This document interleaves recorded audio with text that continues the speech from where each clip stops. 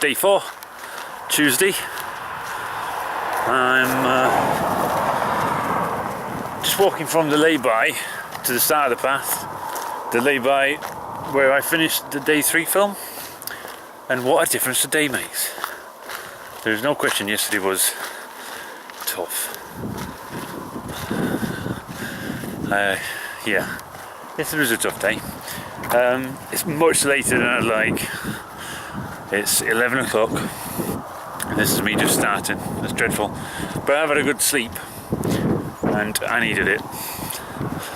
So I don't care. I'm loving the East Island Way, it's great. I just wish there wasn't so many hills. This path I'm walking on takes me to a place where the East Highland Way footpath starts. So I'm only walking this bit, and then once I get to that point, you know the rule, I'll be running until the hill comes along, which no doubt it will.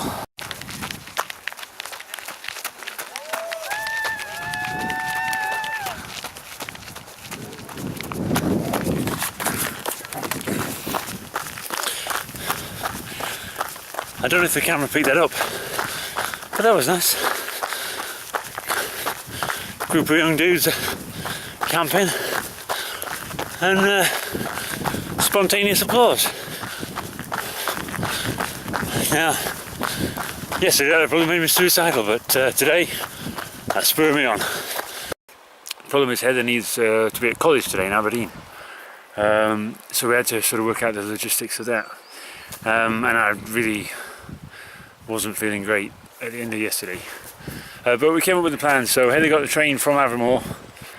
She's on the train and she's on the train heading into Aberdeen, which leaves Mum here as my support solo. And the good thing with that is that because we did it that way around, you'll notice a chief difference is no backpack. And funnily enough, that's what hurt the most this morning. So you'd have thought it would be legs, but oh my word, shoulder and back were just agony this morning. And so that was down to the fact that I'm on the East Island Way, backpack, big hills. Hazel, I think it was you that wrote a comment on something saying that Speyside is flat and stuff like that, and I quite agree. So hopefully I could even cover not so much more miles, but just miles will be easier up there. So yeah, not going too bad. Loving it, enjoying it. Much better day. Yesterday was that was a rather dark day, wasn't it? But today much better. And again, I'll just leave you with a view of the type of things you can see if you come up here.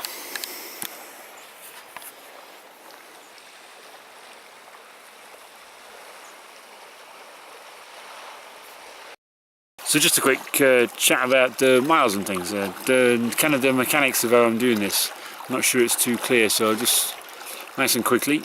When it comes to running, sort of 10k would be a starting point, and getting to a level where you can do 10k without stopping. That's one milestone. Midges. And then after that, you're talking half marathons.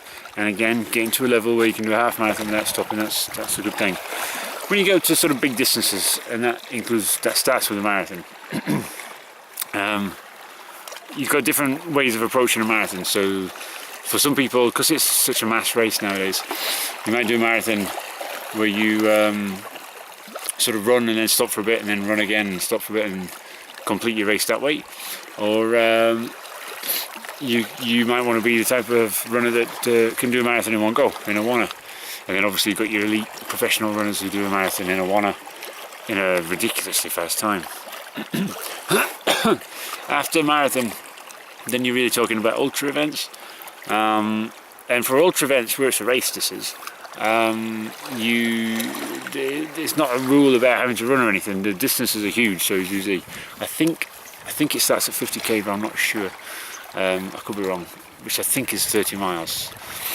Some people class ultras as double marathons, as that's when an ultra starts, sort of 52 miles or 50 miles plus at least, but anyway. But the thing about an ultra, even for a race, so the whole point is doing the distance as fast as you can. And so for ultras, really what you should be doing is a combination of running, walking, jogging, sort of run on a downhill section, you know, when you get gravity helping. And if you're going uphill and you're tired legs, then you'd obviously either walk or take a really steady jog. So that's the ultra style. Now, very quickly, I don't really do organised races. I hate organised races. The only organised race I do is the Baker Hughes Aberdeen 10k. The reason I do that is because it drags my sister up to come visit me. She's a bit of a medal whore. She likes her 10k badges from all over the UK, so it's good for her to be able to claim an Aberdeen one. And I do it because it's nice to sort of run along with her, but I'm not a fan of running sort of big races. This is just spectacular, just running alone. But this is the thing, so the challenge that I set myself, it wasn't about how quick can I get from Ardnamurchan to Peterhead. To be quite honest, if I was doing it proper ultra style, I'd probably be further ahead than I am now. And that's just because the respite your legs get. Sort of, every time I approach a hill, if I drop to a walk and walk up that hill, I'm going to be much fresher at the top of the hill and then carry on running. But that wasn't the challenge I set myself. I set myself the challenge of running the entire distance. So what that means is that when if I'm moving forward, I'm running. Simple as that. So if I need to stop, which is frequently, then I stop still and I turn around, and if I need to stretch my legs, I'll walk. But I'll walk back towards Ardnamurchan, and then I always remember the point. I might walk back to that point and then set off running. So I'm not stressing the point to sort of try and as some form of excuse. It's just understanding that is the challenge. There's no point doing the fastest possible because there's somebody who can do it faster. That's fine. There's no competition with anybody else. This is not. I said on the first video, this is not a race. I am competing with someone, but that someone is me up here.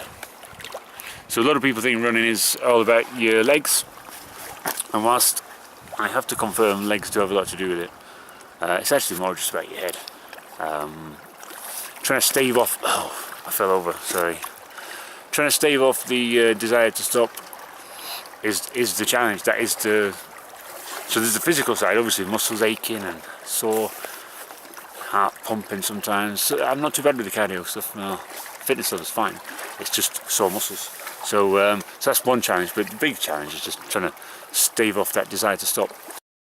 So to put it into perspective, or to give you a sense of similar things, if there's a runner out there, it doesn't matter what distance you do, you might do a mile, whatever distance you do without stopping, 1 mile, 3 miles, 5 miles, 10k, half marathon, marathon, whatever it is. Set yourself a goal of trying to do double that distance without stopping. So whatever your distance is, maximum, without stopping, set off one day, give yourself plenty of time, set off one day with the challenge of running double the distance and only running it. So you can stop, but you can't walk anymore. And that's when you start to get into the sort of distance runner mentality. I just wanted to share that, if not with anybody else, just at least it just offers me an excuse to stop. So talk to the camera. Bye for now. I just wanted to show you this stretch because this kind of sums up why it's quite hard. So trying to run, but I don't know if you're able to see this. It might look like there's a path to you, the green bit there, but after that, I mean, just who knows. And my instructions, I don't know if you can see this.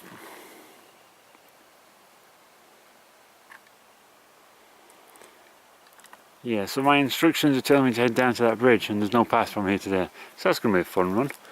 Fun run, not a fun run. So hopefully this will sort of demonstrate why this is quite tricky, because there is absolutely no path that I can see. And I mean, that's the way I've just come up. And you're having to sort of lift your knees up to get through the heather. It's mad, it's nuts. It's nuts. Anyway, bye. Seriously, this is insane. I'm being my stubborn self, trying not to walk but also try not to break my ankles going through here. So I'm nearly at the bridge.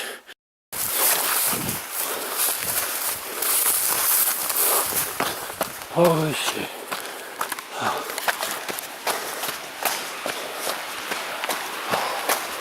Hiya. No, I'm not alright. And never in my life have I been so pleased to get to a really shit bridge. And that's the main road running through Speyside, which is where I am, which by the way is lovely. Very nice indeed. Very nice. So that's Speyside. And the situation we've got then is that Mum has gone in the car to Huntley now, which is a long way away, admittedly, to go and get Heather on the train back from Aberdeen. What that kind of means is that I've now got a 10-mile section at the end of the day to do by the time that, you know, the maximum time, well actually the maximum time I've got is the end of daylight, which will be similar to yesterday. Sort of, really I'm looking for 8:30. By 9 o'clock it was light and then it just suddenly went, the light had gone. So I think day 4 will finish in very similar conditions to day 3, but hopefully the mood will be somewhat lighter. That would be nice, wouldn't it? Quick thing I wanted to talk about was the fact that of where I am. So I think latitude wise, because I'm more like that, yeah, latitude wise, I think I'm at the same latitude as Port Lethem now, so things like that are starting to make me feel closer to home. I mean, I'm not, but closer to home. But on that note of closer to home, those kind of mountains over there, more or less anyway, I might not be precise on this, but those, if I was to just pop over the mountains that way, I'd kind of get home. So home is over there. And just looking on the maps, obviously I'm spending a lot of time looking at maps. Looking at maps and realising things like that, it's kind of nice. So if you don't mind, I'm just going to give a little wave to my lovely family. Hello, wife and children. Sorry that I've not been home for a while, and I'll be as quick as I can. It's as simple as that. I shouldn't be too much longer, hopefully, with any luck. But finally, just to finish off then, part of the situation we've got going on. So I want to show you this. I want to show you the camera. I don't want to show you those. I'll talk about those in a second. But on the map, so here we are. I don't know how well this will come up. What I'm loving, so the main A86 road goes up there, and this is similar to the situation we had before, whereby that's just a dangerous road. It's not impossible, to be quite honest. I could have stayed on it, but I'm really trying to do this East to Highland way. Now the section I'm on, so I've just done this little loop. Well, you can't see, it's folded around and a bit torn, but I've done a loop coming up from there, and now I'm, bear with me, I'm round about here somewhere, and I thought that the footpath might sort of stay along the main road, sort of follow this woodland, but no. The footpath I'm going to be going is up there, crossing, I think it's two streams, two streams, which are two, oh no, I tell a lie. Certainly one river at least. That'll be fun. I might get some cold water treatment after all. And then it follows the river Cold, I think that says, down to Newtonmore. I think it's going to get that. Sorry. Oh, it's just, my map's falling to pieces. Never mind. Anyway, alright, forget it. Newtonmore, that's where I'm going to. And basically, I need to be in Newtonmore. Sorry. Yeah, basically, I need to be in Newtonmore by, I reckon 8:30. Because I don't want to be in those glens, crossing rivers, in the dark, to be honest. I don't think it's sensible, and I don't think it's clever. Some people might do that kind of thing for kicks, but not me, no way.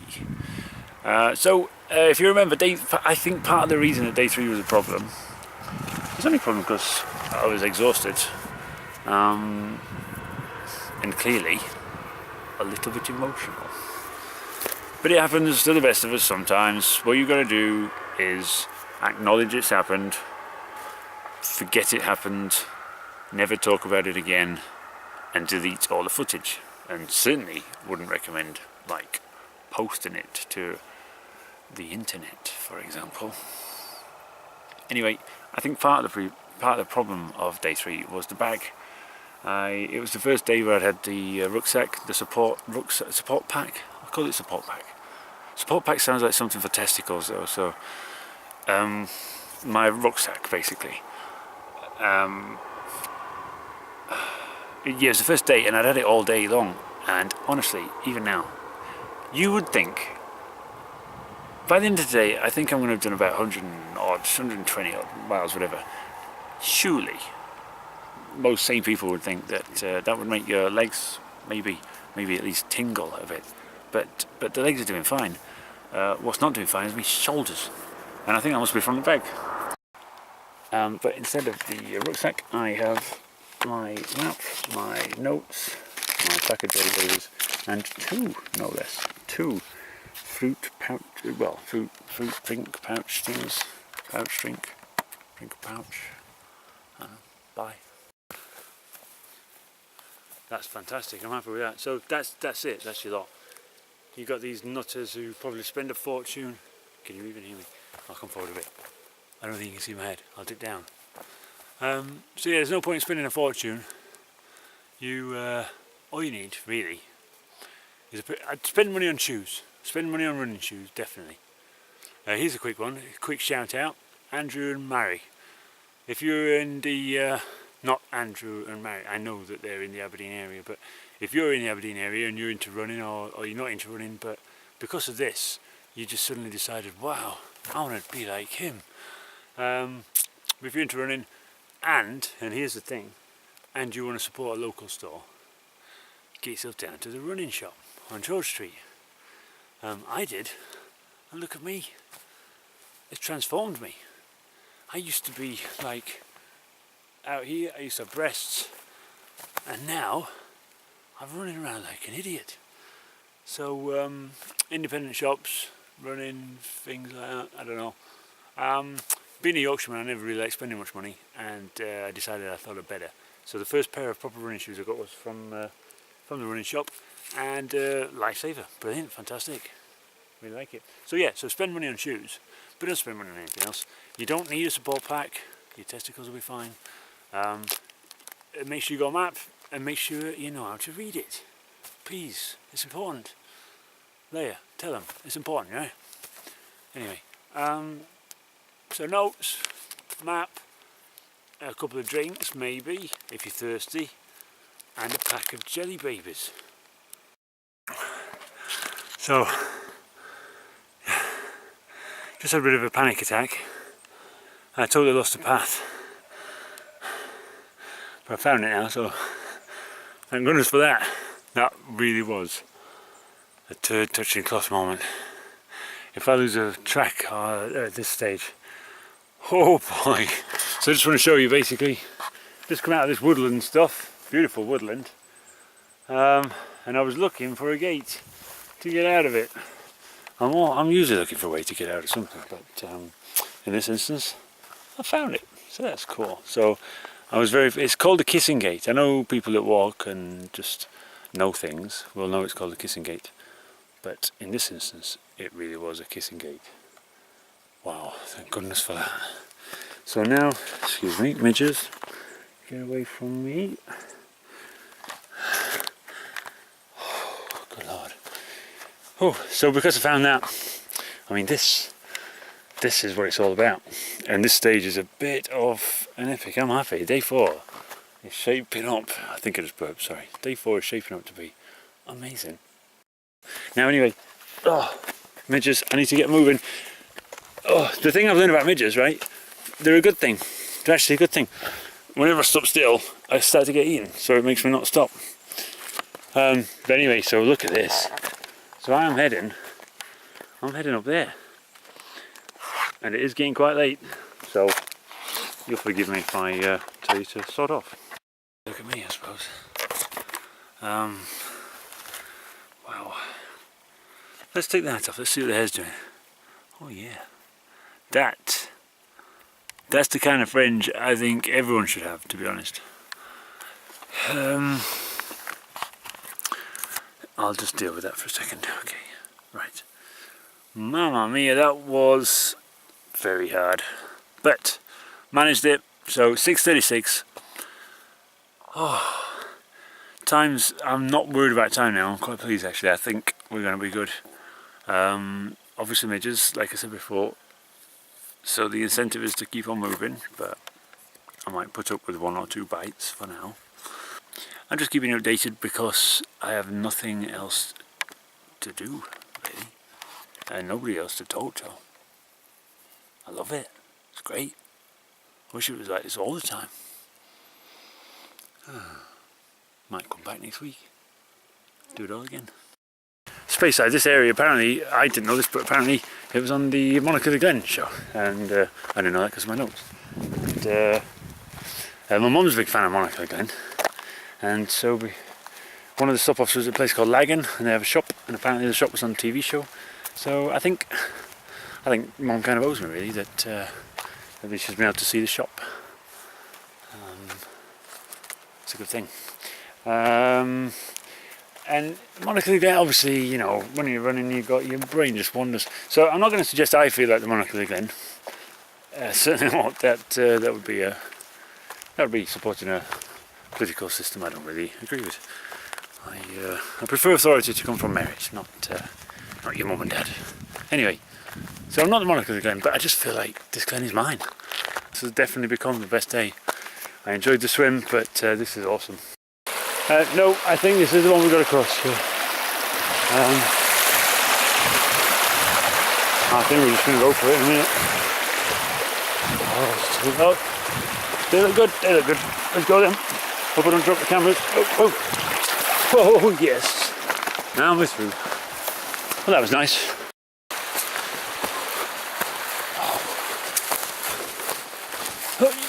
Oh dear. That would be Newtonmore. So, very much as planned. Very much as planned actually. Managed to make it here in time. I feel amazing. That was the most spectacular stage so far. So yeah, what I was thinking was, because I've been doing these video diaries and they're quite rubbish. Just bear with me. So these fellas are all gone now, obviously, because I'm in Newtonmore. And as I was running along devouring them, it occurred to me that I've always been a straight in the gob, down in one kind of guy. I'm like that with a lot of things, because of creams. Not digestives or hobnobs, that's it's not one, it doesn't work. But a lot of things I do. There's a car coming. Anyway, so jelly babes I've always done in one. But whenever I've seen it on an advert or Tom Baker, I'm sure I've seen him biting. So before this car comes, let me know. Let me know which you are. Are you a biter? Or am I? Am I?